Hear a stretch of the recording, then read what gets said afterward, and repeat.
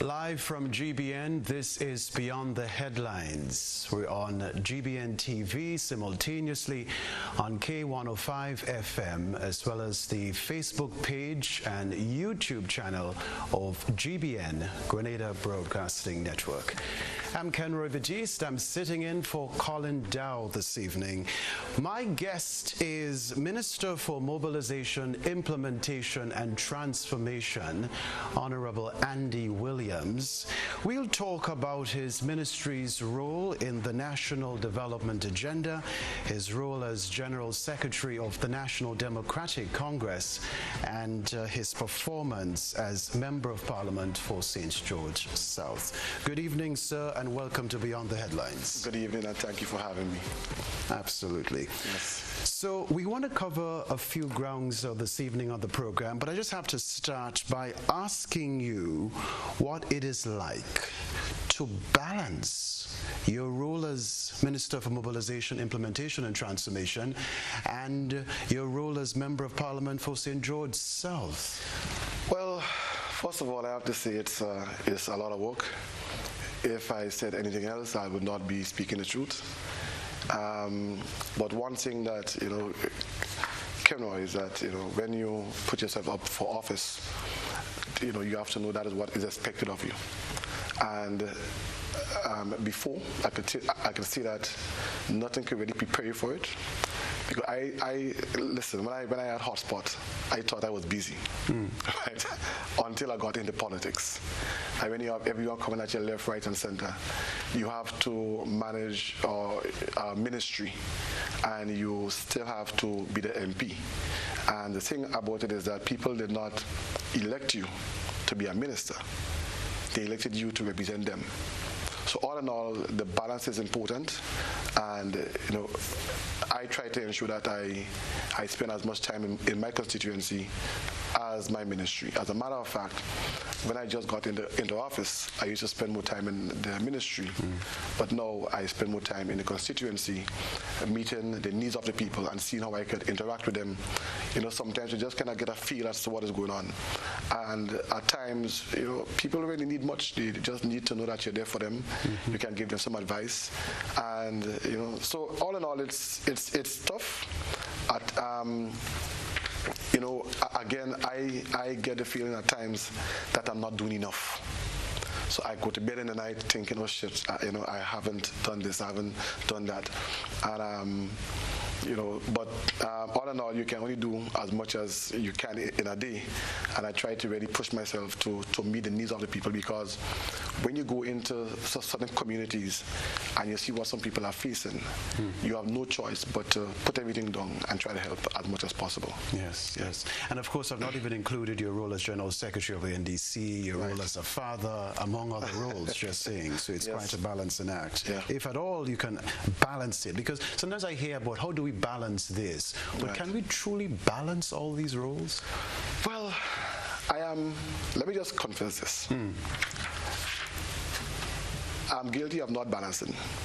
Yeah, I can be a workaholic, which is not good. Yeah, so for me, it's still a learning process where I will try to balance at the end of the day. But at the end of the day, too, politics is about people. So once you have a love for people, it will come natural. And I always tell people, when deciding what you want to do, decide on something that that you can do easily. And for me, I always love dealing with people. I love interacting with people, and I love trying to help people, because at the end of the day too, sometimes they say, Andy, why do you go out of your way so much? Because I've been there. I've been at the lowest point in my life where people would have been there for me. So for me, when God gives you a chance, it's for you to return the favor and to see how you can help people also. And I think not just for me, but for the Almighty, and and it shows that you're doing the right thing. And when I got into politics, it was a vision that I got from the Almighty, where I was battling if to say yes or if to say no. And when I got that vision, that's when I was convinced that this is where I had to be. Someone was telling me before the elections that in order for the NDC to win, you have to get a certain amount of people coming out to vote, and this and that. And I said, listen, I understand everything that you just said, but I got a vision from the Almighty. And so said, so done. So I know me being in this position here is not just Andy in this position, but sometimes that the Almighty places a purpose on your life, and for me, I'm only a small part of the equation, and there's a bigger picture that I'm involved in playing my part in. So yeah. I just have to ask you before we move on to the meat of the matter, have you ever questioned your decision to answer the call? No, because I believe that God was preparing me for this. Yeah, I had hotspot and this and that, and I had to deal with people. I had to start a business from $1,000, right, and a school van in 2011. The business flopped, got back up again. It flopped after 6 months, got back up again, and tried to move on. So all this, to me, the Lord was building resilience in me. Number one, He was building character in me, and I got a chance to grow a business from just a small little something into staff and this, so me being in politics now, God was preparing me to this point, and I cannot question that. My only thing is that every day, am I doing enough to please Him and to please the people that I'm representing? And that's why, Kenroy, once you're involved in politics, you will get attacks, right? And I'm one who do not study the attacks. Why? Because I always say that the people who voted me to represent them, not to defend against attacks. So I'm focusing in terms of my representation and always keeping them at the center of it. Because at the end of the day, I made a promise to them that if I got elected, I will assist in certain ways. And to me, that is what drives me. So in terms of questioning this, no. I believe the Almighty is guiding me, and I'm just following in the steps. Yeah. All right. As the NDC administration approaches its 3-year anniversary, how would you assess the journey thus far in terms of delivery, impact, and learned lessons? Well, first of all, when we were campaigning, we made certain promises to the people. Yeah. And it is documented in our manifesto in terms of if we were to come in office, what we will do. And for us, the manifesto guides us as our policies and programs. Yeah. In terms of delivery, when we came in office, we promised people about the pension. Yeah, we promised a pay pension. When we came in, we did just that in a matter of months. Yeah, we also promised bi-monthly salaries. Again, we delivered on that in a matter of months. We spoke about, even for the young people, the free tuition for NULO and TAMCC. And again, we delivered on that. When you look at the amount of young people that are enrolling now in NULO and TAMCC, the numbers has increased by over 100 and something in both NULO and TAMCC. When you look at the School for Continuing Education, the number increased again. When you look at the technical part, we are seeing almost a 20% increase in the number of students that is enrolled in the program. So we are trying our best to deliver on our manifesto promises, even things like minimum wage.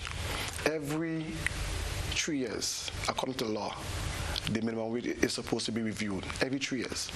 The last time it was reviewed was in 2000, was when the last NDC government was in office. Yes, I recall that. Right. Now, and we came in office and immediately we reviewed it and we altered it.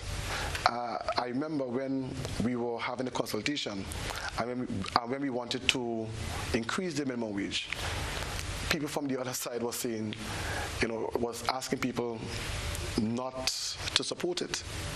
Imagine someone else is working for like $700 or $800 a month in this economy. We increased it to $1,200 a month. And some of the talk that was around was like, if you increase the minimum wage, then certain companies may, may suffer from it, and they may have to lay off staff. And I remember that, people were being discouraged to support the minimum wage. Now we are seeing we increase it, and it's so amazing because right now we are at a stage in our country where every day businesses are calling and say, Andy, I need workers in construction, in supermarkets, all over. So it just shows, that sometimes when people say certain things, you have to wonder to yourself if they really mean good for you. Because now we increase the minimum wage, and we cannot get workers still in the country. Yeah. Can you speak to whether employers, for the most part, have been conforming to this new minimum wage? Because there have been reports of some employers who still are sort of fickling around more or less with the issue, right, and not honoring what should be. Well, I've heard about it, but I would encourage anyone, if that's the case, please contact the Ministry of Labour. Let them deal with it. Because the minimum wage is something that has been set by law. And if someone is not paying the minimum wage, then they are breaking the law. And if you're breaking the law, then it will have its discourse. So if anyone is in that position, I will ask them to report it to the Ministry of Labour so that it can be dealt with immediately. Yeah, because at the end of the day, we want our citizens to benefit. We know, Kenroy, that there are people who are, living paycheck to paycheck, and just as simple as a $400 increase or $300 increase can go a long way. Yeah, and our motto is putting people first and allowing people to be at the center of our decisions, and that's why we increase the minimum wage, and we expect employers to abide by the law. Okay.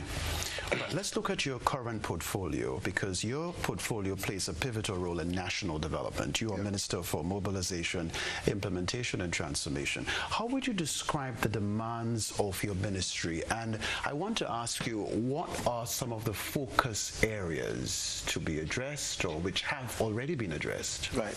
Well, first of all, the Ministry of M.I.T. it's a new ministry, let's just say that. And it was not in the previous administration. The Prime Minister, first of all, thought it was necessary to have a Ministry of M.I.T. because when we came into office, we realized that the implementation rate on a lot of things were just not where it was supposed to be. And M.I.T. was introduced so that it can work along with other ministries to improve implementation. Yeah? And the idea of M.I.T. is to be small, nimble, get big results quick. So our team, we don't have a big team, right? So you may hear about M.I.T. and thinking it's a big ministry. It's not a big ministry. Maybe we probably have about 20-something people in M.I.T., including me as minister. But I can tell you, if you ask me which ministry has the hardest working staff, I would tell you it's M.I.T. Right, my staff go over and beyond every time. Whenever you see us having a national town hall, M.I.T. Once you have mobilization taking place on a national level, M.I.T. Yeah, and they go above and beyond, and I'm really thankful to them for that. And tonight I wanted to tell them thank you for the hard work and the dedication that they have been putting in. But M.I.T. is at the center of the ministries, and what we do is, in a nutshell, is we work along with ministry to improve implementation, and if at some point some project may not be where we want it to be, then we will take it over and move it. For example, when we early in the game, we had a project called the OECS Tourism Project. That project is where Fort George is right now. The police headquarters was there, and that project was on the books since August of 2017. No implementation. The Prime Minister took it upon himself and passed that project from tourism to M.I.T. Now, 3 years after, we are talking about the completion of this project. This project will be one of the best tourism sites on the island.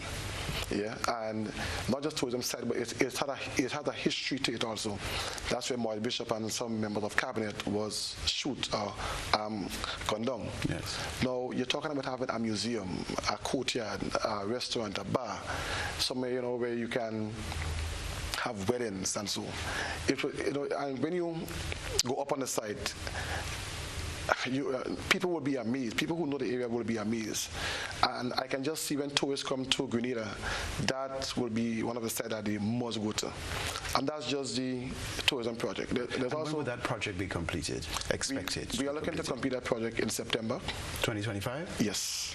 Yeah, okay. And we are also looking to, when we are celebrating October 19th, we want to make that part of the celebration, right? So people can go up to the fort and see exactly what we have transformed it to. And let me just say this, because when we were starting that project, folks were saying that project could not be implemented. And the reason why it was not implemented by the previous administration was because they had some serious bottlenecks there. And what we did as M.I.T, we came in, we resolved the bottleneck, we unclogged everything. And today we can talk about the completion of the project. But also, there's a project called the Southern Water Expansion Project that's under UK SIF. That project, again, was amounted to 70 million EC dollars. And that was a grant given to us since 2016, right? In 2015, Dave Cameron came to Grenada. That's from the UK. And he gave us this grant. And again, up until 2022, no implementation. As in no movement in that project? No movement. So imagine you getting $70 million as a grant, and you haven't even made a step to use that funding. And that project is so dear to me because the Southern Water Expansion Project is a project where the people of the south of the island will benefit. Yeah, whenever there's a shortage of water, the people of the south gets affected the most. Now, what a project will be doing is to increasing the capacity of the infrastructure in the south of the island. What happened in 2022, in October, the UK came to us and said, hey, we are not sure of our economic situation, so we are going to cut back on this project. And they took back the grant. Myself and Prime Minister, we fought to get it back. We got it back. And I can tell you that this project will be starting this month, right? And you're talking about changing the lines from the tunnel in St. George's to the airport. And let me just say this to all the viewers.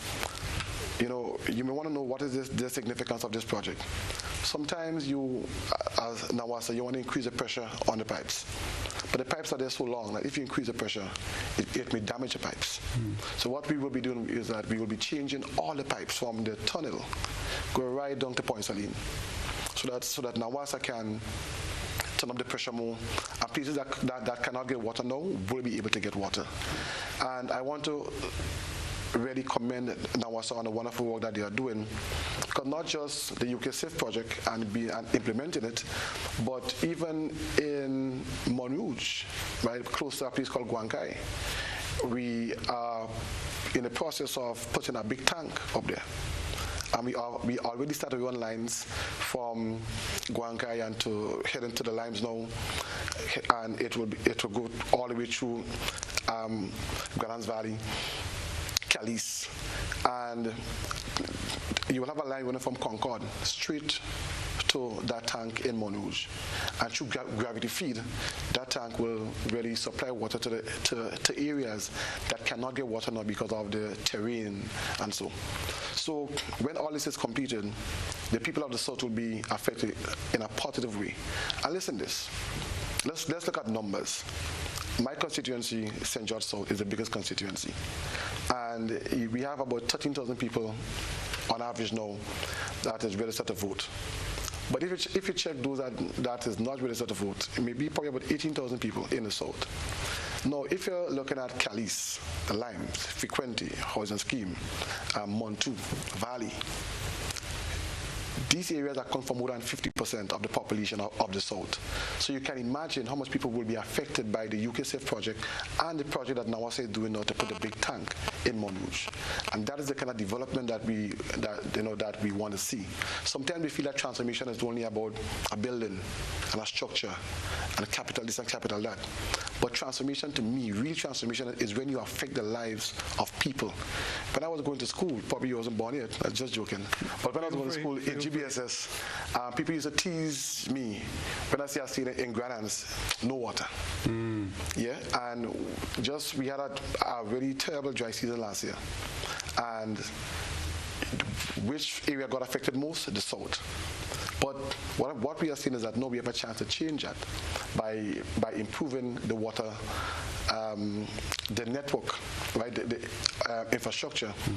And if we do that, we can help change the lives, right, of the people by bringing the most important commodity in the house, which is water. Yeah. Which leads me to ask you, sir, given the time of year and the constraints of the national budget, how realistic is the execution of major capital projects? Are you confident that timelines and targets can be met? Yes, and it starts with planning, yeah? But when we talk about capital projects, let me just say this. Our administration we met and we prioritize as to which projects that we want that will be most important to us. And let me start with this. The number one priority on our agenda is healthcare. The second most important priority is skill training, followed by housing, followed by energy. Yeah. Now, healthcare. We are looking to break ground as early as the first quarter in next year in terms of construction of a new hospital. But not just looking to break ground to construct a new hospital. We also will be working on the existing one also to improve their service, to improve their capacity, to improve the whole overall structure of it. And we have Mount Sinai, who you would have heard about. Yes. They are doing an assessment on our current hospital now to see how they can improve the service and so that it's being delivered. So it's not just about building a new hospital, but also working on the existing one. And that's important because imagine Grenada has one of the top universities in the world, which is St. George's University. And for years, our healthcare have been lacking. As an administration, we thought that it should be our priority to improve healthcare and to invest in healthcare. That's the only way that we can really see real change and transformation in our country, because you have people in the diaspora who wants to visit.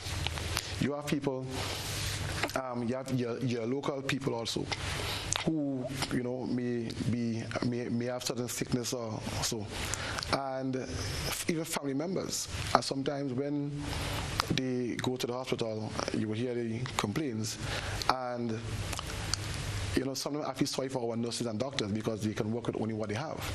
So it is our duty as an administration to ensure that we provide the proper framework and the proper facilities for our people to work with.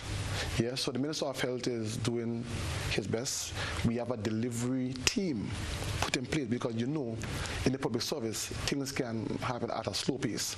And it is not something that we want to really take chance with. We want to ensure that these things happen. So every month we meet, the Prime Minister, myself, and a delivery team to ensure that we are on target with the process so that when next year comes, everything will be as we want it to be. In terms of skills of our young people, let me just make that point. I went to the Grenada Boys Secondary School. In my days, you had about 700 students in the school. Now, maybe it's increased. I think it's about 1,000 now. Right. And let me ask you a question. You went to GBSS also. Can you imagine 1,000 young boys that graduated from school without a skill? And the only time you see someone really gravitate to skills is when they went through secondary school, they didn't do so good, and then they resort to going to NULO or TAMCC or so. And that creates a stigma on skills. It shows that, you know, the only time that people get involved in skill training is when they haven't made it academically. But everyone may not be academically inclined. I may be born to be a plumber, I'm born to be an electrician. I'm not necessarily, you know, have the same attitude as you or aptitude as you in the other, like the business and this and, you know. So what I'm saying is that our aim is to incorporate skills from the primary school level and move to the secondary school level, so that even children, when they are graduating from even secondary school, they can graduate in with learning skills, or you know, or being able, you know, to have a skill. And if we do that, we can create young men who would be more advanced, because now they will not be learning the skills when they finish secondary school also, but they will be learning it in secondary school. Right. Even agriculture. Yeah, we tend to make our young people, our children, get involved in agriculture when they're in secondary school. Why not primary school? Show them to plant, bring them out in the field. And that is what we have to do, because we are seeing the world moving forward in these things. And to me, we have regressed, because when you hear people talk about 40 years ago, these things used to happen.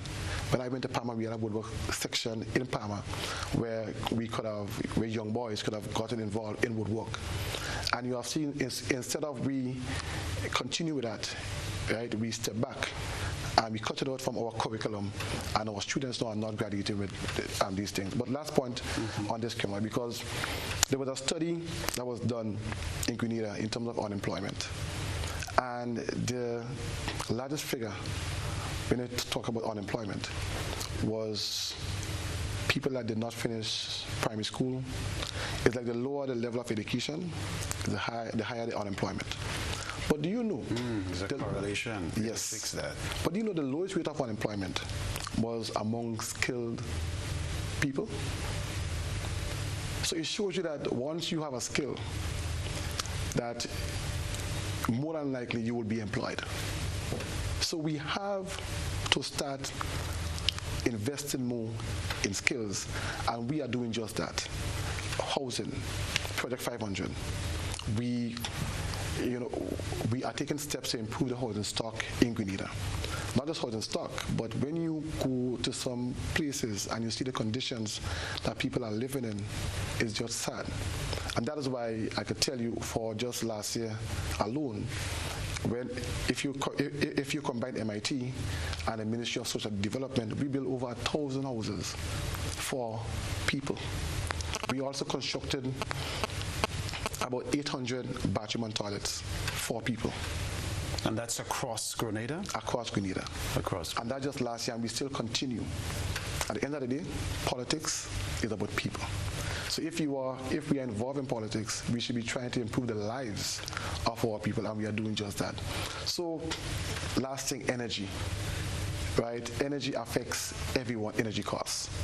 And sometimes, we talk about manufacturing and agro-processing, but if we don't try to bring the energy costs down, we will just be spending top and mud, because that sometimes is one of your most, the highest expense on your books, energy. So we are investing in geothermal, in solar, and we are looking at even other alternative energy that we can invest in to bring the cost of energy down, so that everyone can benefit. So in terms of our vision, that's the 4 things that we set our eyes on. Again, it will not happen today for tomorrow, because that's the higher end thing that we want to achieve, but we are doing our best. Yeah. Right. Well, I definitely agree with the skills aspect of things, and skills must not be seen as something you fall back on. That's it. But something that can be learned from a very young age. Yes. From primary school, and come up the ladder. So, and the Governor General, the Governor of the Eastern Caribbean Central Bank, Timothy Entwine, has been talking a lot about the need to invest in skills development of our young people. He sees it as critical. Yes. So that is something, of course, to encourage you in your move in that regard. And let me just add that the last budget that we did, we allocated over $183 million in education. In education. Yeah, and because we see the importance of education in our country, and we need to really invest in our young people. That's the only way we can move from this stage to the next stage, by investing in them. So, Minister Williams, this new hospital that Grenada will soon have, if not necessarily soon, it sounds kind of early o'clock, but which will eventually have. Yes. What is the setup going to be like? Because I'm hearing it's going to be the standard hospital. I'm also hearing it's going to be a teaching hospital. I'm hearing a medical city. Give us a sense of the setup of this whole entity. Well, we envision a teaching hospital, number one. And the reason why is because we have, when the SU students finish, not finish, but the last 2 years, they go to either the UK or the US to finish off. And we are saying if we have a facility here that they can stay in Grenada and finish the last 2 years, then the country can benefit, the people can benefit. And that's the aim of it. But do you know that the idea of a teaching hospital was there since 1995? When I just got involved in politics, I was speaking to Mr. Finley St. Louis, and he showed me the plan. 1995, the previous NDC administration had a plan of a teaching hospital. 1995 to 2025, 30 years passed. And did we advance? No. Yeah, so sometimes when I hear some folks talking about the hospital and like if it's a pie in the sky, I just have to smile, because no, we have an administration that is really taking its time to ensure that we get that. Yeah. So, but besides that, we have an opportunity in the Caribbean here to lead the way when it comes to medical tourism. Medical tourism is one, but also when it comes to healthcare, we have an opportunity to lead the way. And if we can, not if, when we are finished with this project, it means that Grenada can be the mecca of the Caribbean in terms of healthcare. We have the opportunity. What we are doing now is the Ministry of Health has just given some scholarships to nurses, right, to students to further their education in nursing. We continue to give scholarships for nursing in order to increase our human resource capacity. Yeah, and if we can do that, or when we do it, then it means that we have an opportunity to lead in the Caribbean, and other Caribbean islands can come to Grenada to get proper health care. Too much time that we have to leave to go to Trinidad and the Barbados to get proper health care. Why can't we turn it around and let they come to us? Right. Well, if Grenada does it right, Grenada can in fact become a model for a lot of Caribbean islands. That's it. So that is something to work on for sure. Yes. So because so are you saying to the nation that this is going to be one of the game changers for Grenada elevating under healthcare, this medical entity, teaching hospital on the one hand, on the other hand, medical tourism, healthcare improved in a very broad sense? Yes, and let me just share this with you. You have a lot of people that want to come back to Grenada to retire from the diaspora, but they are scared if they come back. Our state of healthcare here is not the best. Now, if we can improve healthcare, it means that we can get more people coming back to Grenada to retire and invest in the economy. Yeah, it means also that the healthier your nation is the more productive it may be. But besides this, let me just say this: our aim is not just about building a hospital. It's not just about improving the existing one, but we understand that if we improve the facilities, the medical facilities in the communities, it can lessen the burden on the hospital. That is why some weeks ago, the Minister of Health, myself, the Prime Minister, all of us went out and we did an assessment on the medical centers in the different areas. After we had a team for infrastructure going in and actually doing our most precise assessment so that we can see exactly what needs to be done to improve the medical center in Tivoli, in Maryburg, in Vincennes, just name it. Because if we can do that, then we can improve primary health care. So that, and let me just share this with you. But let me bring it home, right? When I was campaigning, one of the things that hurt me was that in the south of the island, the medical center was in someone downstairs then, of a building. And I'm saying that if we really, were to pay attention and we really are concerned about healthcare, we will ensure that our people get a proper facility to, so that nurses can practice on and the doctors and so, And that is why, I've been doing some work on the Grandans License Center. I'm planning a tour next Monday, so that I'll invite people. We'll have buses, and they can go around the constituency to see certain things that is taking place. But on that tour, I plan to show people how we transform that building, and the aim is to move the medical center from the lines with this old deteriorating building to a proper building, so that we can not just have a medical center, but we can have even rooms that patients can stay over and be transferred to the hospital the next day. Yeah.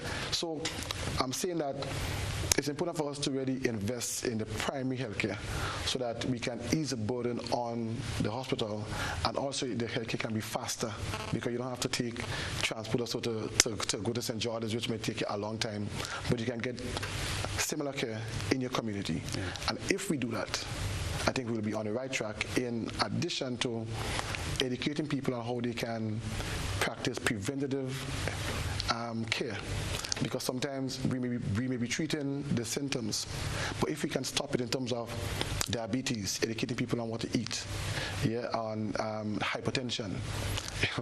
When it's Independence, we eat saltfish. When it's Easter, saltfish. Carnival, saltfish. Christmas, salt ham. And I wonder why we're suffering from so much hypertension. Yes. So, I agree, and that is something. Education, we have to keep educating the populace. Even that financial seminar the MP for St. David has been holding, that can be replicated. And I think he has expressed his intention to have that session replicated in other constituencies of Grenada. Yes, and M.I.T will be leading the way in terms of replicating this.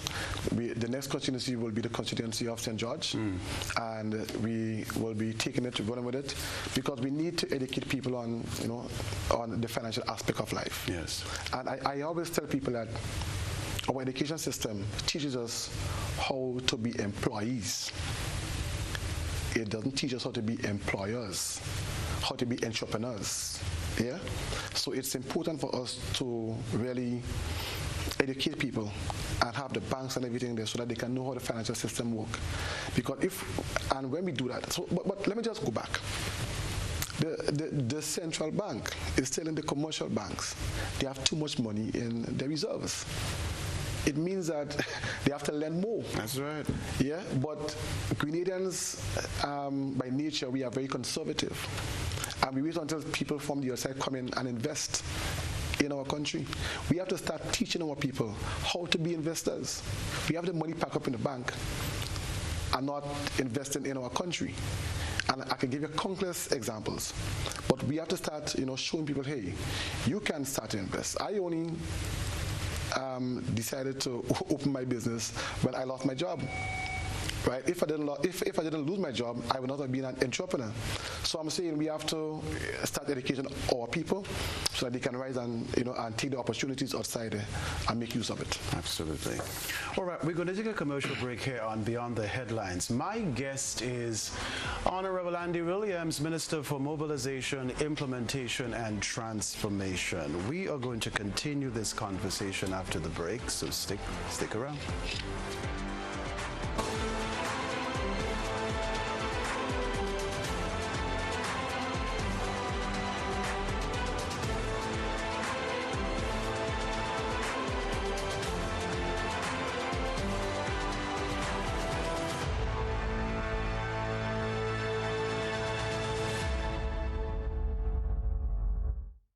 Mobility, a common theme woven into the very fabric of human history.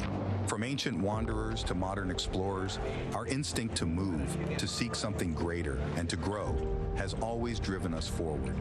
Imagine a journey into pathways of boundless opportunities and endless possibilities. A collective future where the vibrant rhythms of the Caribbean, rich culture, and welcoming community create unforgettable experiences. Beyond citizenship by investment, we believe in our collective investment of time, resources, and energy that fosters innovation, creates jobs, and enriches lives, driving the growth of an entire nation. The Investment Migration Agency Grenada boasts over a decade of exceptional service and remains committed to guiding you toward global mobility and economic freedom through investment. Your journey becomes our shared story of progress and prosperity. This is an invitation to be part of something greater, something enduring. Begin your journey at imagrenada.gd. IMA Grenada. Unlock the possibilities. Are you longing to taste authentic, flavorful dishes from Thailand? Then look no further. Konthai, the newest restaurant located at the back of Galleria Mall top floor, is the place to satisfy your taste buds for Thai dishes that are well seasoned with fresh local spices. They offer a great selection of sumptuous dishes that will tantalize your taste buds. Visit Konthai today because the food is good, the ambiance is great, and the staff friendly. Available on Caribites and Yogo Grenada. For more information, call 456-0074 or visit konthaigrenada.com or stop by the new Galleria Mall, Grand Anse St. George. I'll meet you there. Whether you're refreshing a bedroom or giving your home a bold new look, the Color Shop has the perfect paint and tools to make it happen, inside and out. With quality finishes for every surface and accessories to match, we make painting easy from start to finish. Whether it's a DIY weekend or a contractor starting a brand new project, the Color Shop is the trusted choice.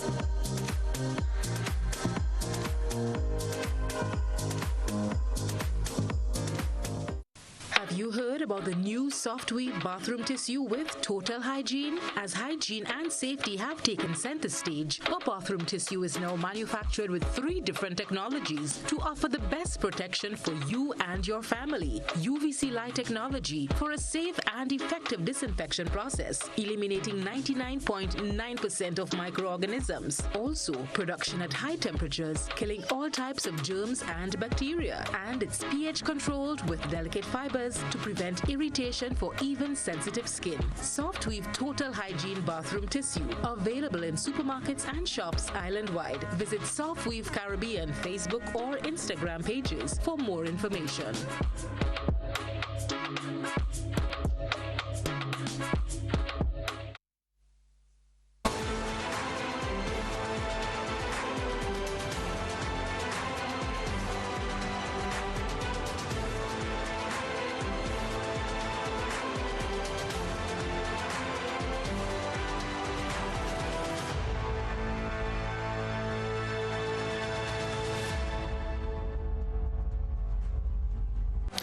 Welcome back, everybody. My name is Kenroy, Baptiste. I'm sitting in for Colin Dow. This is Beyond the Headlines. My guest is Honourable Andy Williams, Minister for Mobilization, Implementation and Transformation. We're talking a few things, so feel free, of course, to listen to the conversation. And, of course, you can also chime in a bit later, ask your question or two. You can express yourself on the program, that sort of thing. Minister, I want to talk about the Build Back Better project, because this supports individuals affected by Hurricane Beryl. Right? Yeah. Where are we at this time with this project? So let me just backtrack. First of all, what we did as an administration, we thought that it was necessary to assist people who got affected by Beryl, first of all. And you know, and listen, this idea came about. I was on the airport in Carriacou. I had an engineer next to me. I said, listen, we just saw like all these houses on the ground. We saw the roof, some of the roof and so gone. You know, can we do something where we can build resilience in terms of the structure and also the roof? And I had the idea we can do a concrete frame and do the board around it, do a parapet roof. And in doing so, we are solving two problems. Number one, the problem of the structure of the house, and number two, the roof. He did it up, and we got one of the guys, the builders, to do an actual building. And when we did that, we saw that it solved the problem. Yeah, it was very cost effective at the same time, and immediately we targeted St. Patrick's, who got affected the worst from barrel, Carriacou also. And I could tell you we are approaching about 200 houses being built by Project Build Back Better. That's in Grenada. In Carriacou is over 100. Carriacou and P.D. together is close to 150 around there. That is being built, and that is continued to build. What's the target number? So we are looking at over 200 for Carriacou, and also in Grenada at a point in time. Yeah, in total we're looking at about close to about 300 houses in terms of that got. So after the hurricane, we assessed the damages from level 1 to level 4. And the level 4 meaning the worst. And when you look at the worst, it was over like 300 houses. But besides building houses, we assisted people with materials for repairs. We assisted people who've got damage that just needed a replacement in both Grenada and Carriacou. We have spent over $40 million on Build Back Better in Grenada alone. And that is so far? So far. Is that number likely to increase? Well, this year, we have done a lot this year also. When it comes to Carriacou, I can tell you Carriacou spent over $20 million, again, in just building and materials. Yeah. So we are really doing our best, because we understand that people, when you talk about government, you cannot be a government and not take care of your people. Yeah. So we are doing that because we know that at the end of the day, Kenroy, listen, a house is a big deal for someone, and someone losing the house means a lot. Yeah. So that's where we are with the Build Back, but not just building back the house. What we did in the construction of the Build Back Better, we separated some of the functions in terms of, we have a contractor doing the building, we have a next contractor doing the plumbing, the electrical work, even the painting. Yeah, I went, for example, in the Limes, got guys to come. We had a meeting on the Limes basketball court, and got guys off the block to come and start to paint, plumbing, electrical, even in Granans Valley. Yeah, we have guys like John Del Fletcher, who came in as a young person and just learning some of the stuff in construction. Now he's building houses, he's doing roads. We have guys like Troy Charles. Troy is a good mobilizer in the community. And we got Troy to get some guys in the valley and so in the Limes, and they painted the Woban Community Center that we did over. They are painting houses and so. And so it's not just about building back the house, but also building your people and helping them to improve their capacity also. But besides that, we understand that people who are involved in the construction business at the lower level, sometimes they do work, but they don't invest. They don't let the money pass through the bank. So they're working for 5-10 years, but they can't see where the money going. So what we did, we worked with some of the financial institutions, let them open an account in those institutions. We also give them contracts to sign. Some of them first time they sign in a contract. Let the money pass through the financial institution. And that's important, because now we can help them to build, not just to build a house, but to build their business. So Build Back Better is more than just building a house for someone who lost their house, but building individuals, building businesses. And that's what I'm saying. We have to start getting our people to be entrepreneurs, to see the bigger picture, not just being a contractor to building a small house, but people like Latouche, creative design. That's how they started. And today, he's one of the most successful contractor in Grenada. And I had a discussion with Mr. Latridge and said, hey, you have to start telling your story, because we have people in our society, young people to be exact, and what they emulate is not the good things, because they don't hear about the success stories in the construction and all these things. So we have to start bringing that more to the fore and showing young people, hey, let's get involved. You can start at this stage now, but it doesn't mean that you will stay there. You have people who started like that years ago, and today they are successful. If they can do it, you can do it. So Build Back Better is about the whole aspect of the infrastructure, but building our people also in the process. Okay. You mentioned various levels of damage, up to level 4. Yeah. Can you say whether level 4 has the majority of houses being built, for example, or not? Right. So level 4 that's where you have the worst of the worst. Right. And to be honest with you, according to the parish you are in, the levels will vary.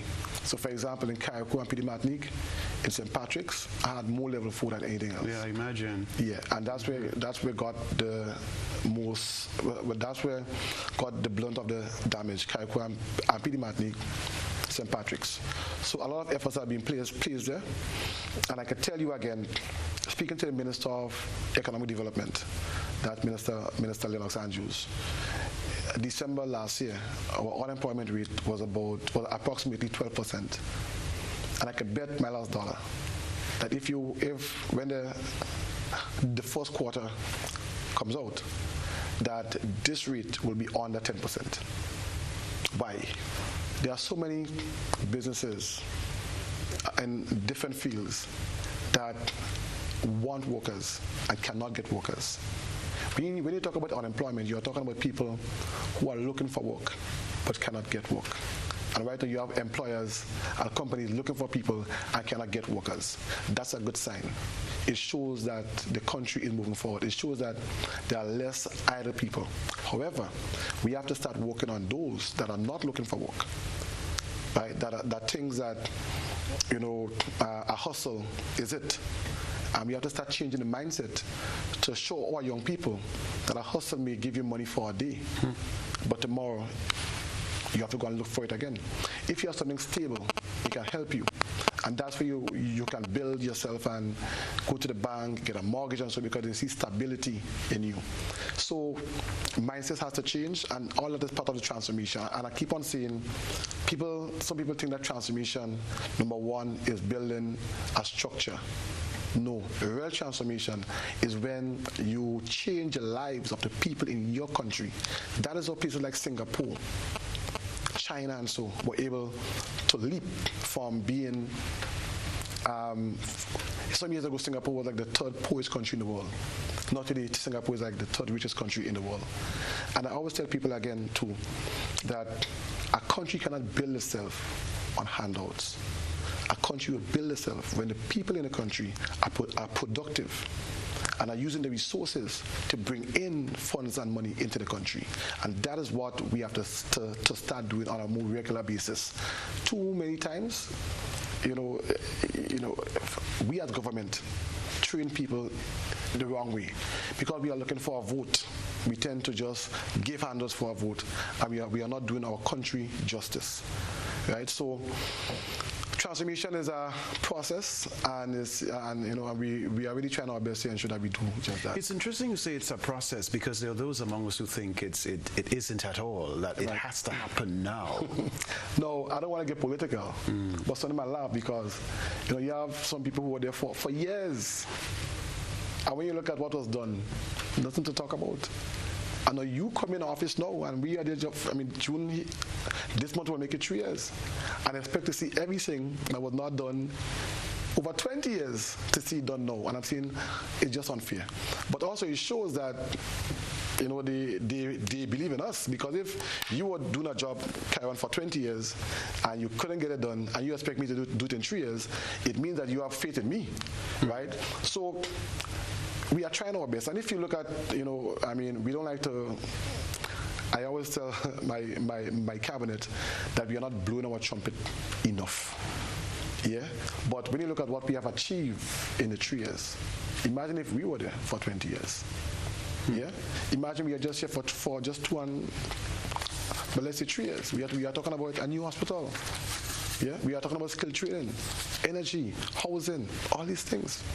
And that is what we have to do to get our country moving, not just being stagnant. And that's why change is good. Anytime you resist change, it means that you are comfortable where you are and you are not moving forward. But this administration believes in moving forward, and we will do just that. Which leads me to ask you, sir, what does the roadmap look like for M.I.T over the next 2 years?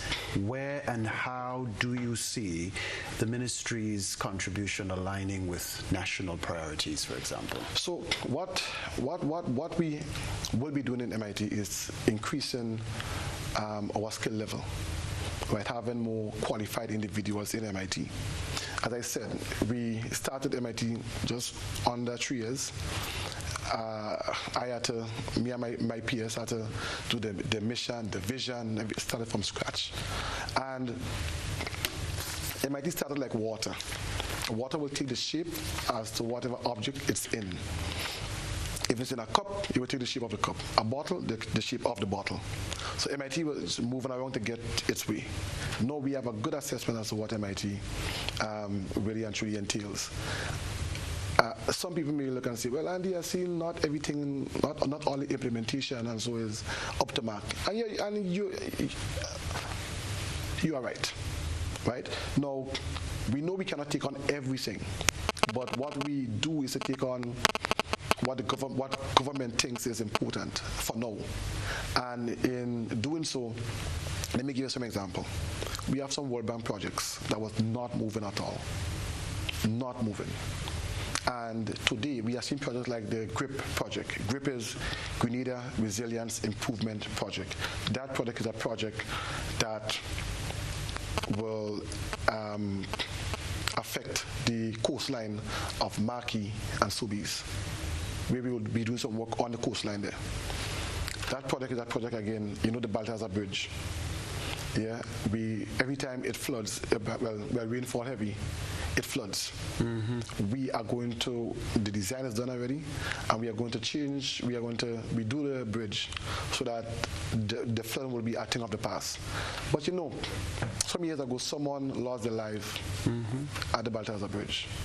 So when we do projects like that again, it's to ensure that our people are in a safer environment, and that, you know, we are very and truly paying attention to what affects our people. Yeah, so that's just one project. We have data for decision-making project, where we will be giving scholarships to our young people to be more involved in statistics and so. Yeah, we have the OECS Regional Health Project, where we are going to increase the capacity of our medical centers, so that when things like COVID hit us, we can be able to withstand it. Yeah, so all these things are things that M.I.T are involved in. We are driving all the World Bank projects. It means that, you know, our limitation now is not having the specialized people to move on it. We have to while we are moving, we have to get things in place or put things in place. But for the next 2 years, we will be looking to increase our capacity so that we are more equipped to take on projects, and so that will affect the country in a positive way, and that government thinks is important. About how many World Bank projects is M.I.T taking on at the moment? We have about 7 World Bank projects that we are doing now, and we know that there will be more to come. And the reason why we have to do these projects, because if we don't do these projects, when funding is being given out for other projects, if you did not implement the current ones, you will not get. Yeah, that's how it works, you know. Exactly. Like, literally, that's how it works. I've done some research on that very point you're making there. So it's important for us to complete those projects. We have seen the previous administration have just, you know, not really made it a big deal to get it implemented, but we are. And M.I.T is doing just that. So M.I.T, to me, M.I.T is the engine of the government, and it's important to keep that engine maintained. And sometimes you have to soup up your engine in order to, you know, in order to really make impact, right, as you go along. So that's what. Okay. Yeah. We have to take a commercial break, but when we come back, we are going to talk party matters. You are General Secretary of the NDC. That's a whole kettle of fish by itself, just saying. We also want to talk about your priorities relative to the constituency of St. George South. Yes. Don't forget, we're going to open the phone line as well, so you can chime in, ask your questions, express yourself on what we're talking about. The guest is Honourable Andy Williams, Minister for Mobilization, Implementation and Transformation. This is Beyond the Headlines.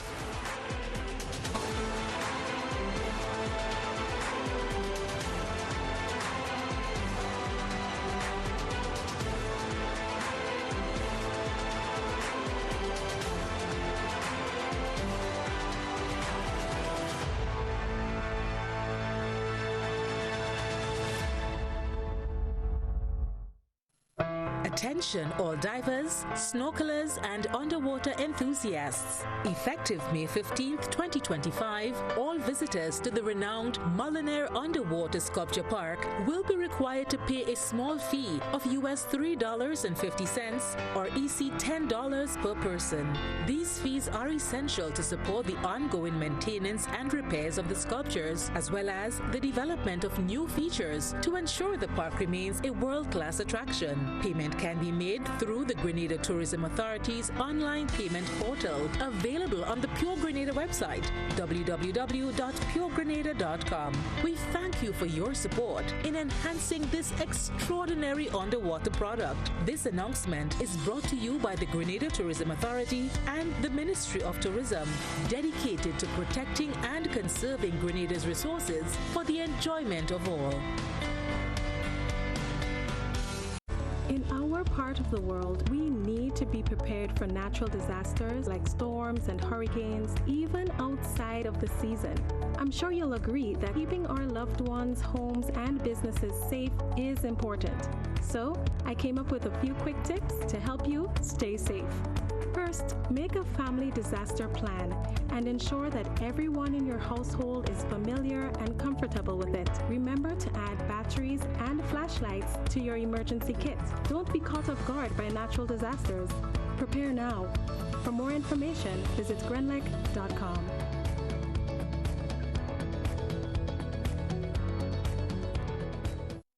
Whether you're refreshing a bedroom or giving your home a bold new look, the Color Shop has the perfect paint and tools to make it happen, inside and out.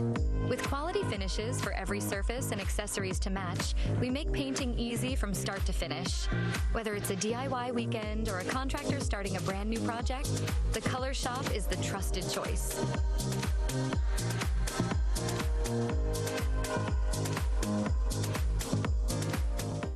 Have you heard about the new soft weave bathroom tissue with total hygiene? As hygiene and safety have taken center stage, our bathroom tissue is now manufactured with 3 different technologies to offer the best protection for you and your family. UVC light technology for a safe and effective disinfection process, eliminating 99.9% of microorganisms. Also, production at high temperatures, killing all types of germs and bacteria. And it's pH controlled with delicate fibers to prevent irritation for even sensitive skin. Soft Weave Total Hygiene Bathroom Tissue, available in supermarkets and shops island-wide. Visit Soft Weave Caribbean Facebook or Instagram pages for more information.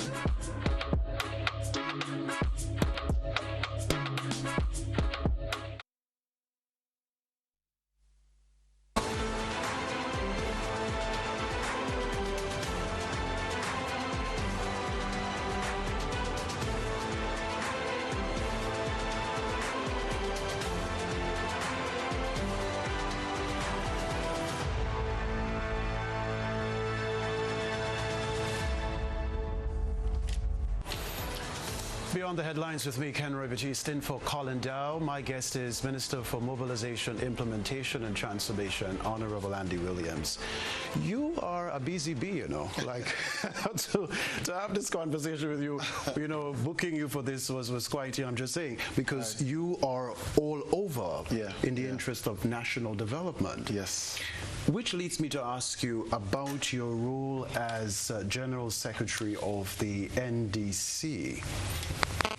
how is that role going at the moment, and what are you hoping to bring alive relative to developing your party? Well, first of all, I just want to thank the NDC party for really giving me this opportunity. And let me just start by saying again that this role, you know, the members voted for me unanimously in terms of being the General Secretary of the party. But what I saw was that, you know, I saw our previous General Secretary, which was Larry Barry. He did an excellent job, and you know, my thing was that, you know, I think that I could build on what he really started, and that is why I really went for the role of General Secretary of the party.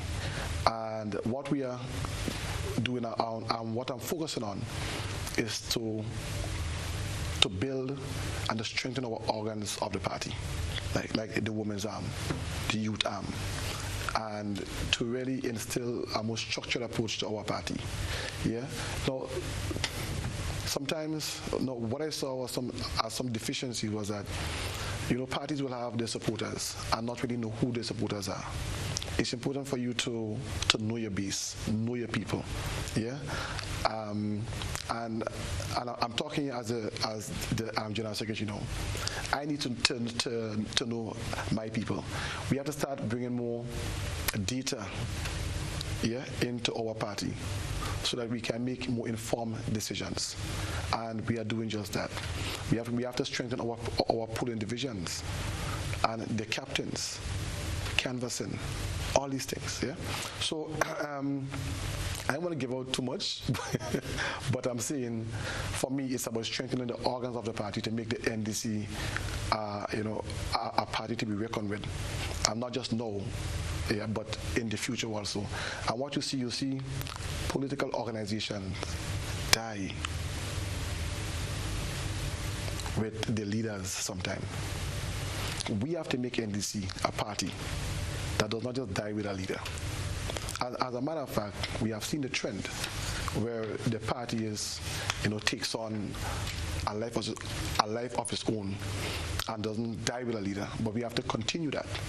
So if we build a structure, a solid structure, it means I can be prime minister tomorrow.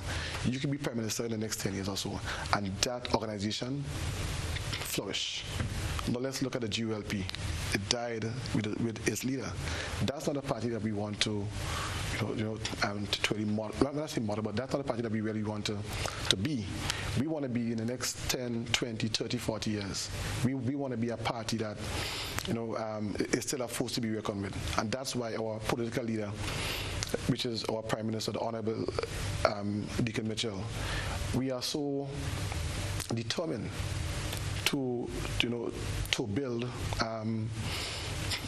a party headquarters, yeah, so that you can have continuation. When people join the NDC, they have to know the history of the NDC. Yeah, what party you're joining, what are the values of the NDC. And as General Secretary, I'm going to all the different constituencies, educating them on the rules and functions of the different positions in the constituencies in terms of executive members and so.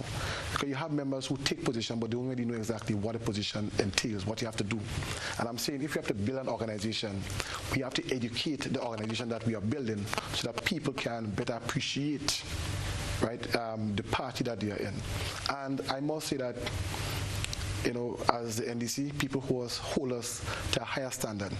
The public hold us to a higher standard than any other political party. So it's important for us to keep that standard. It's important for Grenadians, to really hold us accountable. And I want to sound biased, but continue to vote for the best party, which is the National Democratic Congress. The line is open, 440-1252. If you have a question for the minister, feel free to call in. If you want to express yourself generally on the topic, on the topics we've been touching on, feel free to do that, okay? So relative to the new party headquarters, where are you now with this project? So we are at the inception stage. We are looking to purchase the land, Yeah, Where?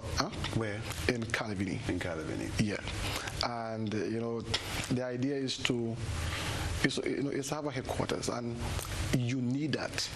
You need that, and we know it will be a big cost, but we are up to the task. And when you do that, it's about building,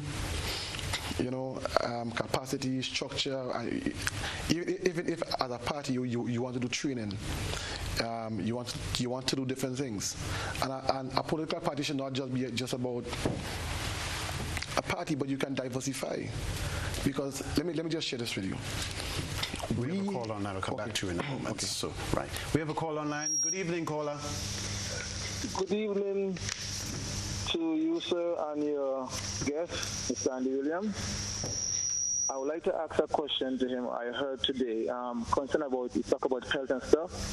I want to know about the hospital. I hear the hospital is going to have a new, should I say,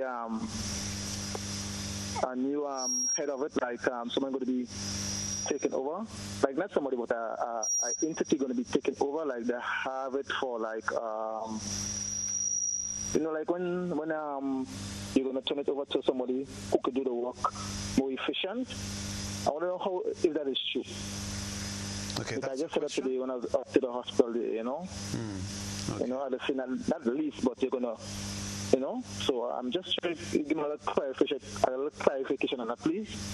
Okay, thank you very much, caller. He wants to know if there will be a new management entity for the new hospital. So we are looking to strategize the hospital. And, to do that, if you really want to improve the healthcare in Grenada, you need to do that, right? And it's a step that the Minister of Health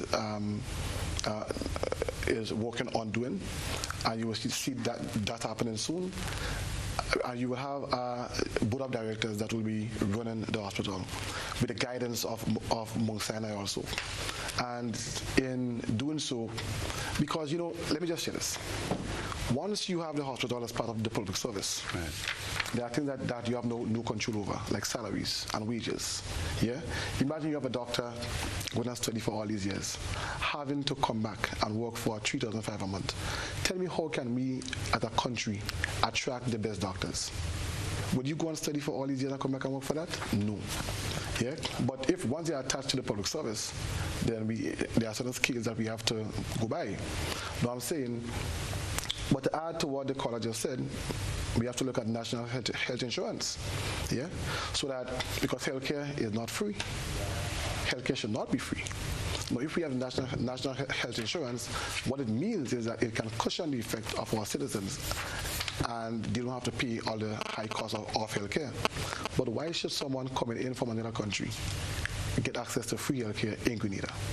So I'm saying all these are steps that we will be taking in order to improve healthcare, and in doing so, it will cause us to be able to give better service, attract better nurses and doctors to our facility so that we can get the best care. Yeah. We have a caller online. Good evening, caller. Good evening. You're live on Beyond the Headlines. Good afternoon. I'm trying to speak to Andy. You are live. He's hearing you at the moment. Am I on? Yes, you are. Andy, I'm living in the area of Springs. I'm living on the left side of the road.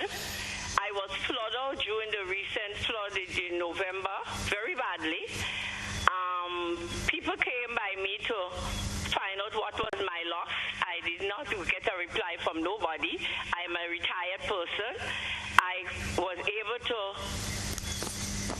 buy back some of the items that was necessary, but now the hurricane season is back here, and we are asking kindly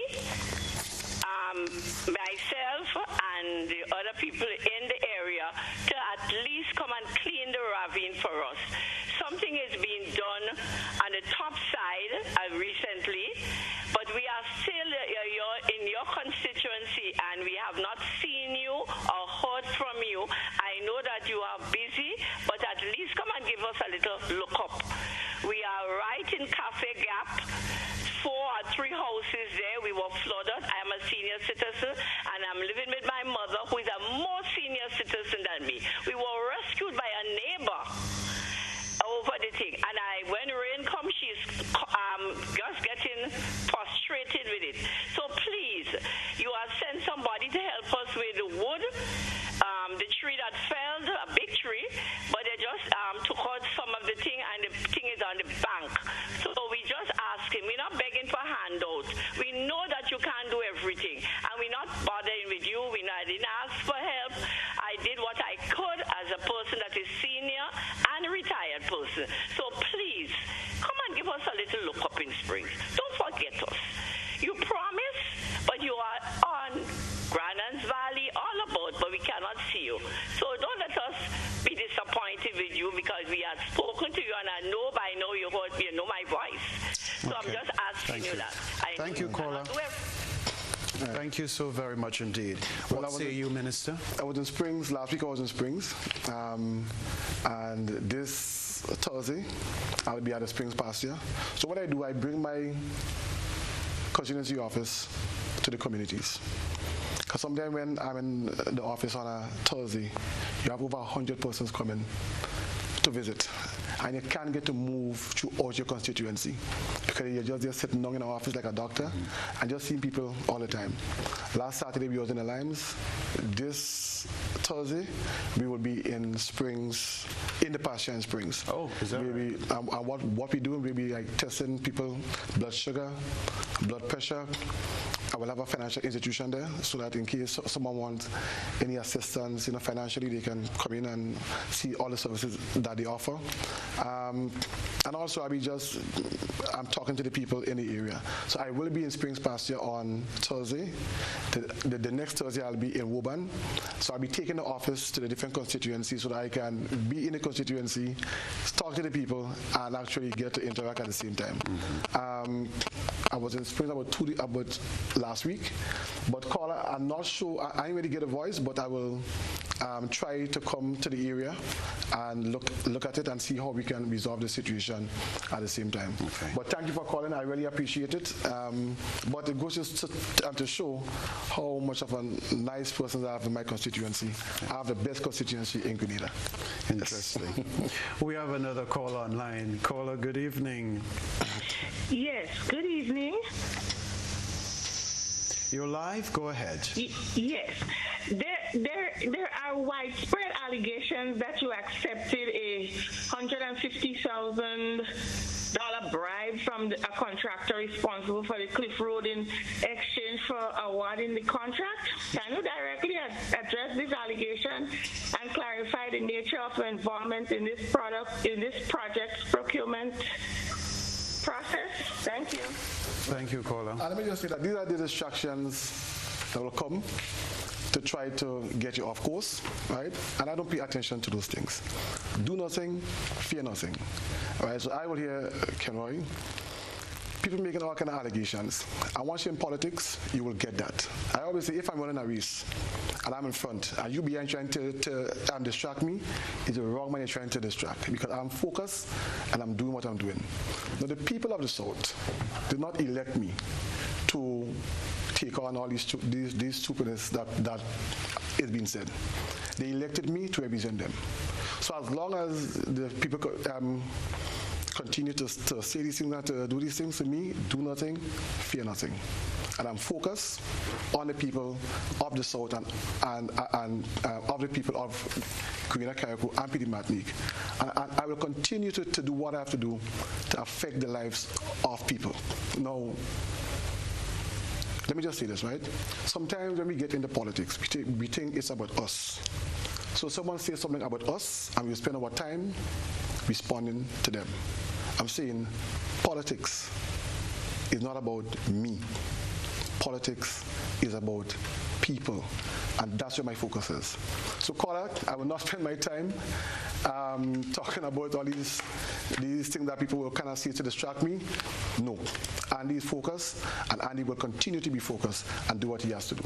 So. We have another call online. Good evening and welcome to Beyond the Headlines. Yeah, are you hearing me clearly? Yes, we are hearing you. Yeah, Kenroy, a special good night to your esteemed guest, your statesman, the most Honourable Andy Williams, a patriot who proudly proudly represents the beautiful people of the constituency of South St. George. Kenroy, upon his ascension into public office, he has given exemplary service, serving honorably with pride and distinction, and his performance is surpasses everyone, and of course all his colleagues in government and in the party, and also in his capacity as General Secretary of the NDC.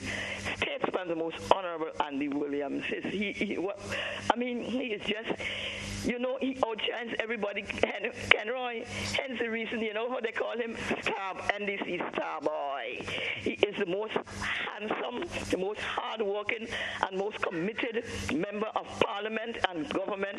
And that is testimony to him and overall development in human and infrastructure on his constituency. It is visible. Finally, statesman Honourable Andy, likable Andy as we call him, because he's a likable person. As his acting Prime Minister, he must be commended for his capabilities and competence in the way he executes his responsibility, which is often entrusted to him, because he's the acting Prime Minister, and also for his unique and game-changing initiative that he just talked about. He's bringing his constituency to the people. Instead when you have to sit down and make an appointment, eliminating all appointment and all these long times you're waiting. Of course, that is a very good idea, and I think all the constituency people should follow this example, because he will be meeting, greeting, and feeling the MP. That's what people like, because people always complain when they vote for you, they can't feel you're making an appointment and they're giving you a wrong. No, and these are a game changer. He's coming to you in your house, and he will be bringing his office to you. And I want to really, really applaud him. Unstoppable, and he's the most popular and the most beloved person in the whole party and the government. And as a General Secretary, he is sure to propel the NDC into a next unprecedented second term. Great job, Andy. Keep up the good work. Kenroy, bye. You do have a great night, and I thank you for giving me the opportunity to emulate and to really put Andy and make him feel real good, because he's the greatest that is in the whole party and the government, and who works there is their business. I couldn't care. Bye. Paula, thank you so very much. No, listen, I say to people, so this is Ms. Aban, quite literally. She's a regular on GBN system. Yes. This is how she feels about you. Yeah. So who am I to criticize how she feels about you? Right. But let me just say this. So many people give me praise and so, right? I say thank you, but I always feel that I'm not doing enough, because we have so much people will reach out, and there's so much I could do at any given time, and sometimes I kind of push myself to the limit to do more and more and more, and that's what I'm saying again. If you look at my style, I don't criticize other other politicians and so, right? I criticize a policy, because I believe that in going forward, we have to really do our best again to see how we can help people in our daily lives as politicians, and that is what we have been paid to do, and that's what we have to do. So even though I may get praises, I still will push. Right? I'm not someone. Some people will say, Andy, you're in the South already. No. All right. Every night I go to bed is what can I do next to improve my constituency, the water situation, the infrastructure, all these things. The family who doesn't have a bed to sleep on tonight, or food to give their children. That's what my mind is on. Okay. All the time. We have a caller online. Good evening, caller. Good evening, caller. Good evening, GBN. Yes, you're live. Go ahead. Okay, I just want to commend my minister for his hard work. I can see that he's working, and he's working tremendously. He's working hard all over the island. I want God to continue to keep him, and for the upcoming election. He is less than 5 years, and they had done a lot. I commend and I praise them for their hard work. Okay. Thank you very much, caller. Thank you so much. Thank you, caller. Question to you, sir. If an early election were to be called, would you retain your seat? Would you win it again? No, as a confident person, I would say yes. As someone who is not complacent, I am never comfortable. So I always try to put in the work. So even though you say, like even before the elections, they say, Andy, you win already. I was still putting in the work. As MP, I try to work as hard as I can because, and let me just say this, my aim is not to win. My aim is to affect the lives of the people in my constituency. So even though I lose, but after I lost, I drive around, and I see I've made impact in different communities and so, to me, that is enough for me. Yeah, because sometimes we look to win at all costs, right? I will look to belittle you, look to do whatever it is to win at all costs, and I don't believe in that. I believe that we have a right to treat one another as human beings, and I may be a minister today, right? And you may depend on me today, but tomorrow it can change. Mm-hmm. And if it changes, I should feel comfortable to come to you, Kaiwan, and say, you know what, I need some assistance, because you would have seen the way how I treated you. So to me, there's something bigger than just the politics and winning, but it's about how you treat your fellow man. And that is why I try to be, listen, when I go to my constituency day, I go with a slippers, a short pants, and a jersey, so that anybody can feel comfortable to talk to me. The smallest man on the street can come to me and talk to me, have a conversation. That's how I operate, because at the end of the day, it is more to politics than just winning. And so it's about connecting with your people and just being genuine friends and helping someone genuinely. And that's what I believe in. Why do you think people resonate so much with you? Not just your constituents, but also people in various other constituencies. Because, let me tell you about me, right? I've hit rock bottom already. So I understand someone. When you come to me with a situation, I can relate to you. Yeah, and Grenadians and Caribbean people, we are driven by relationship. You could know by talking to someone if they're real or not. Yeah, and to me, I just try to keep it real. I try not to change, not to let the minister thing get in my head. I'm the same Andy. Mm-hmm. You know, the same person that you knew before is the same person that is there now. And just try to keep it real and simple, yeah. with everyone. But again, I thank the Almighty for putting me in this position. I think that He is the one that has me here now, and my focus is to always be on Him. If things are not going well, then I know I have to get down on my knees and get back in touch with the Almighty, and that's it. What does God mean to you? I have parents who really are very spiritual and believe in God. My father, my biggest regret is that my father doesn't get a chance to see me involved in politics.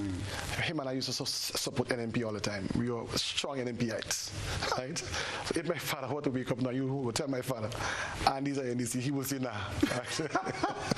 Yeah, but but he was a man of faith, and even people like Pastor Banfield, a man of faith. Again, my mother, every morning they will be praying, and so, and I know that a lot of praises went up for me, right? Because life was not as easy as as everyone may think.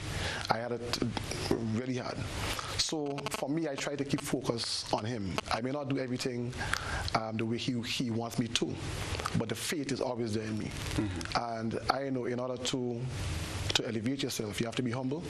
I try to remain humble, and just to be the person I profess to be, simple, down to earth, and just mingle with everyone. And when you do that, Kenroy, you can enjoy the job. Yes.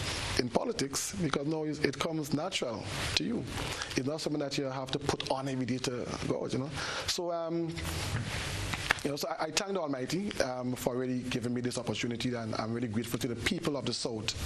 Yeah, today is June 2nd. 3 years ago, on June 1st, that's when I went to be was nomination day, and I was nominated to be the caretaker of the South.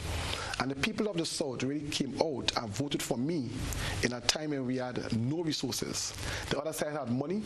They was in shops giving money all about. I just had promises and my word. And when I saw the people, now let me put this in perspective, right? 2018, the NDC got 2,800 votes. The next party got 3,000 something votes. We lost by 858 votes in 2018. In 2022, we won by over 1,000 votes. So imagine losing by over 800 votes in 2018. 2022, you won by over 1,000 votes. It means that there was a swing of about 2,000. And I really thank the people of St. George South for having the confidence in me, and that is why I try to work so hard to please them, because they would have believed in me in a time when they did not have to. Yet, and I believe that I have to give them, stick to my word, and be of service to the people of the South. And to me, the fact that I'm a minister, the higher you go in any organization, is a more of a servant you are, and I enjoy being a servant to the people of the South. Okay. Yeah. Director, do we have another call online? Oh, okay, we don't. Right, so we're on the home stretch to wrap, quite literally. Right. So you have another 2 years, roughly, right? I mean, should an election be called before that period, then that's a separate story. But what would you want to really accomplish before the end of this term? Something which is dear to your heart, whether at the level of, like on a national level or within your constituency? So let me bring it to constituency first, right? No, my constituency is very diverse in terms of you have, the various income levels, and it's the most densely populated constituency. Everyone comes to the South because that's where you have the opportunities, jobs and so. We even have cases where in hotels, if you go for a job and you live in the South, you will get it before someone who's living outside, because for the hotels and so it's easier to get you home in the night, and and also if you have to work on holidays and so it's easier to get someone in the South. So you find people migrate from the rural areas to the south of the island, very congested, right, and densely populated. Now, my aim is to try to improve the lives of the people in my constituency in whatever way. So, for example, you have people in Granans Valley, in Montu, in Frequenty. We have started to regularize people with the land. People who have been living on land for 15, 20 years, not regularized.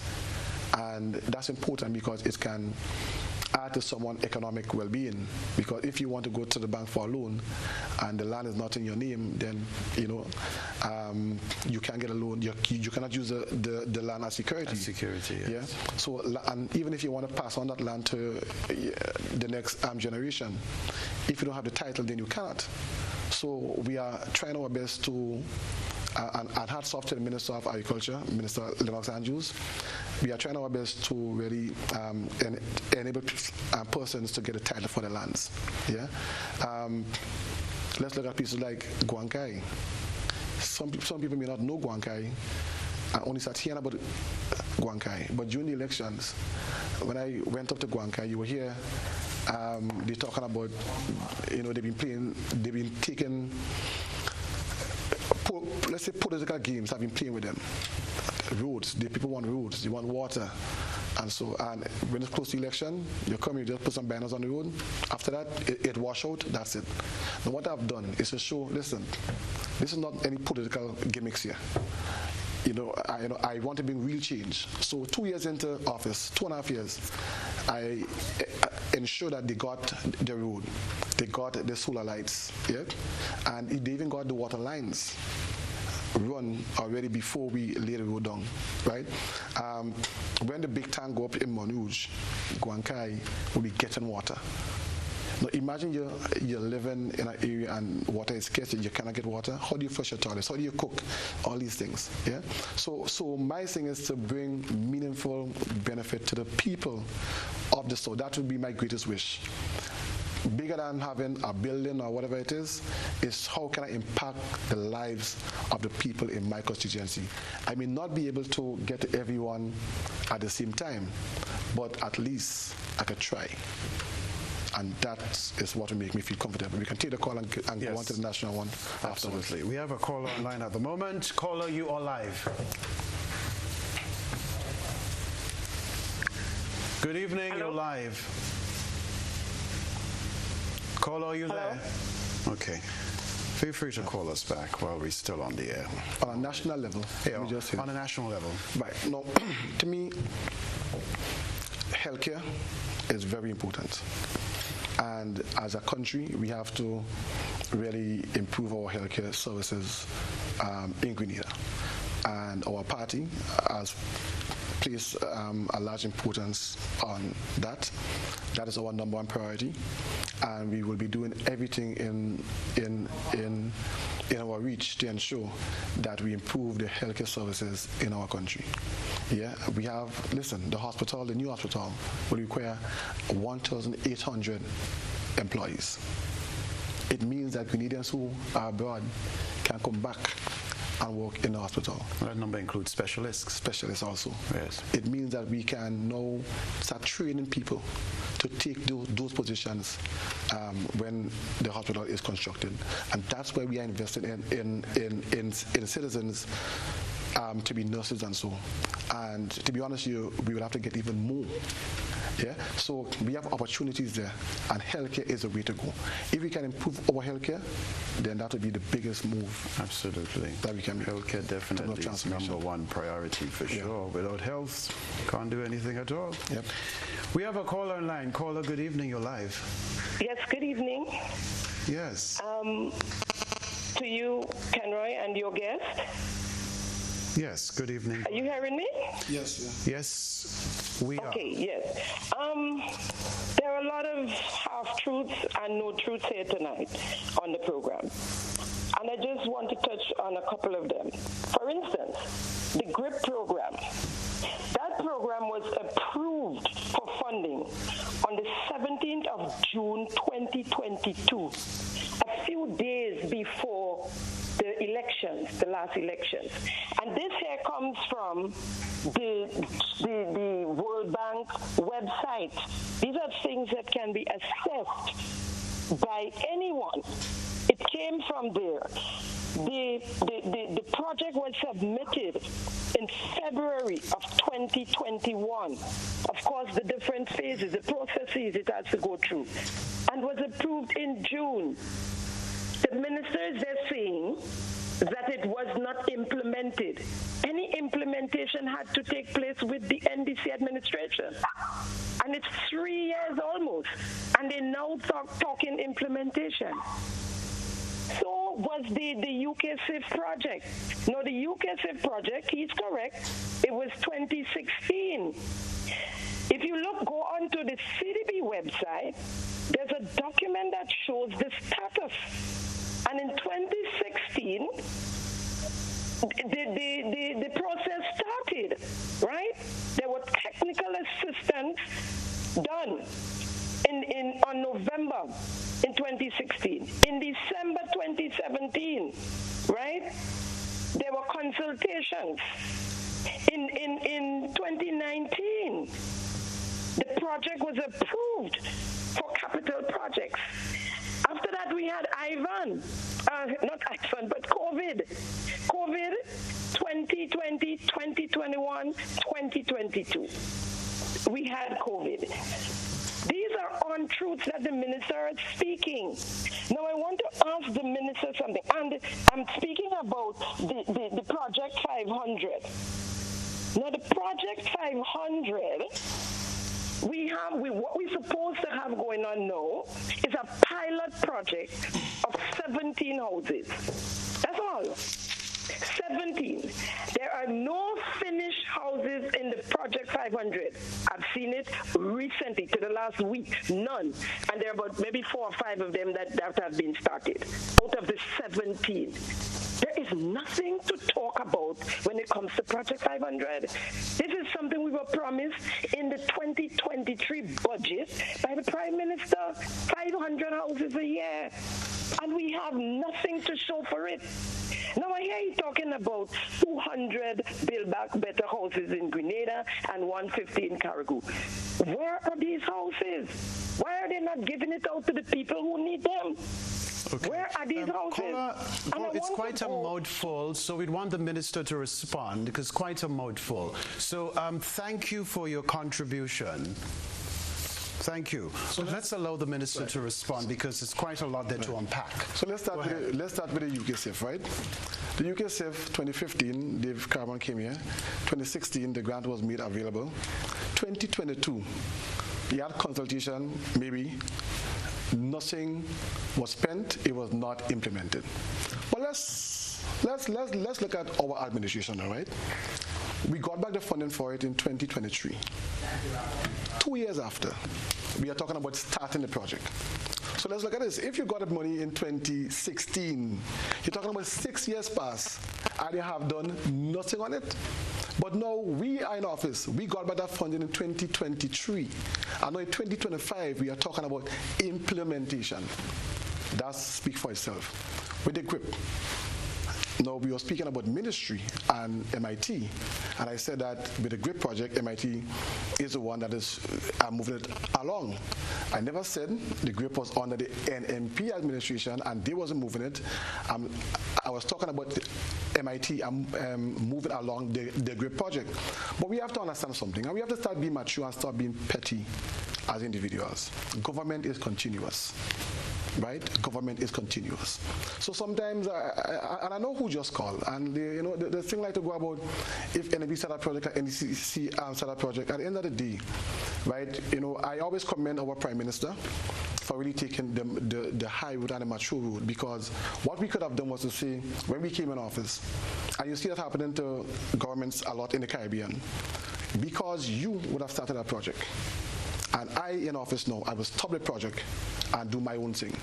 What we did, we assess and see what was good, what makes sense, what could benefit the country, and we continued it.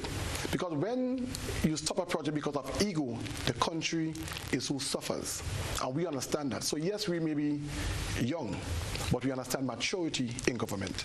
And it's time we as a people stop trying to attack one another over the pettiness and come together and build our country. We have a responsibility to our citizens to move forward. And also, you have younger people, and I must make this point. You have younger people looking at us that may want to get involved in politics. But when we see the petty behavior being displayed over and over again, you are discouraging them from even getting involved in politics. Let's take a case in point. One of the callers calls in it and say, they understand how I got $150,000. Completely false. So when a young person see that Andy is getting attacked like that, you think they will want to get involved in politics? And we may be losing a brilliant mind that may be able to even transform this country to the next level. So we have to stop the pettiness in politics, come together and build our country. When it's time for election, we will campaign. But all for now, let's come together. And by us getting involved in this derogatory behavior, we are not doing our country any good. So as I say, and I will keep on saying this, when persons attack, my focus is on the people. How can I assist the people and help the people of my constituency in Grenada, Carriacou, and Peter Martinique on a whole, and not get involved in this tit for tat? Doesn't make sense. We're out of time, everybody. Thank you so much for tuning in to Beyond the Headlines. My guest, Honourable Andy Williams, Minister for Mobilization, Implementation and Transformation. I encourage you to, that which you started, taking your constituency matters to the people. Yeah. That's a good thing. Yeah. So I encourage you to keep on keeping on that regard. Yeah. Right, so good to see you. Thank you for stopping by at GBN and giving us a sense of what's going on at M.I.T, at your constituency level as well. And we wish you the very best. Thank you very much, and I want to thank the listening public for listening to me here tonight. And I just want to say that, Kenroy, to the public, that I will continue to do my best to ensure that our country, we lift our standard. And back in the days, we were a beacon. People used to come to Grenada for education and all these things. It seems like we have regressed. We have the opportunity now to ensure that we take Grenada to the next level. And our Prime Minister, he really believes so. And as a cabinet, we put all our energies behind him to ensure that we propel and we move forward to the next level. So thank you once again for having me. Appreciate it. All right, thank you very much. That's Beyond the Headlines, everybody. I'm Kenroy, Baptiste. Have a fantastic night. And Colin Dow will be back next week. Good night.